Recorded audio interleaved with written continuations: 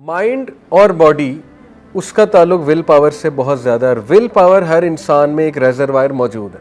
कोई भी बंदा ये क्लेम नहीं कर सकता कि जी मेरी विल पावर है ही नहीं इस चीज़ को छोड़ने में। विल पावर बिल्कुल मौजूद होती है, लेकिन वो कम हो जाती है। जैसे एक ग्लास है पानी का, वो जब खाली हो जाता है तो बस अब उसको फिल करना पड़ेगा। तो इस रेजरवायर को, ये जो टैंकी है विल पावर की हमारे दिमाग के अंदर, इसको भी फिल करना पड़ता है। इसको फिल कैसे करना पड़ता है? देखें, ख़यालात को कंट्रोल करना, नेगेटिविटी को कंट्रोल करना, गुनाहों की ख्वाहिश को कंट्रोल करना, ये सब आपके कंट्रोल में है। ये शैतान की तरफ से एक वसवसा आता है कि नहीं, ये जी आपके कंट्रोल में है ही नहीं। तो पहले इंस्टेंट पे जब आप कंट्रोल करेंगे इन चीज़ों को, तो हो सकता है आपको बड़ी तकलीफ़ उठानी पड़े। आपको बहुत ज़्यादा ताकत के साथ, जुस्तजू के साथ ये चीज़ें कंट्रोल करनी पड़े, ठीक है। लेकिन इनक्रेडिबली आप देखेंगे कि आहिस्ता आहिस्ता जब ये आदत बन रही है आपकी कंट्रोल करना, तो आप में एक अजीब सी पावर आ रही है और उस पावर को आप इंजॉय करने लगेंगे, ठीक है। ये इसी तरह है जैसे मैं जिम जाता हूँ और पहले दिन खलियाँ पड़ जाती, अब मैं डर के घर बैठ जाऊँ कि जी मैंने तो जिम करना ही नहीं क्योंकि ये तो खलियाँ पड़ गई उन्हें। लेकिन जो रेगुलर जाएगा, उठाता जाएगा डंबल्स, उसकी स्ट्रेंथ बिल्ड होगी, मसल बिल्ड होगा, 2 kg की जगह 4 उठाएगा, फिर 10 उठाएगा, फिर आगे so on and so fourth. एक टाइम आएगा कि वो बहुत हेल्दी फील करेगा और बहुत आप कह लीजिए स्ट्रेंथ फील करेगा। तो same goes for will power.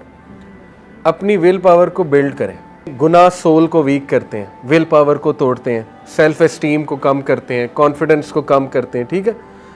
अब उसको काउंटर कैसे करना है? ऑब्वियसली कुछ ऐसा लाइफस्टाइल अडॉप्ट करके, कुछ ऐसी रूटीन अडॉप्ट करके कि उसमें आपकी विल पावर भी बिल्ड हो रही है और स्पिरिचुअल रेजरवायर भी बिल्ड हो रहा है। रूहानियत जो है उसका ताल्लुक रूह के साथ है। रब्बी फसल्ला, फलाह पा गया वो इंसान। अल्लाह ने फलाह डिस्क्राइब कर दिया जिसने तज़किया किया। नंबर 1 जिसने तज़किया किया, नंबर 2 जिसने जिक्र किया और नमाज कायम की।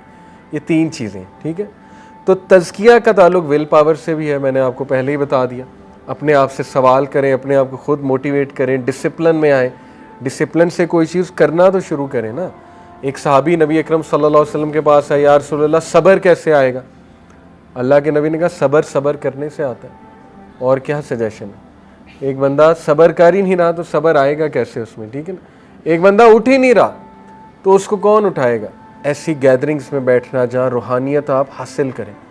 जैसे सहाबा अक्सर आपस में एक दूसरे को कहते थे ना कि हमें ज़रा अपनी महफिल में बैठने की इजाज़त दें, शायद कि हमारा कोई ईमान बढ़ जाए। तो ऐसी जगहों पे आना, और ये जगह बहुत है पाकिस्तान में, आपकी मस्जिद वो जगह हो सकती है। तो इस पे भी ये ना कहें कि मुझ में मोटिवेशन नहीं वहाँ जाने की। यही तो शैतानी वसवसा है।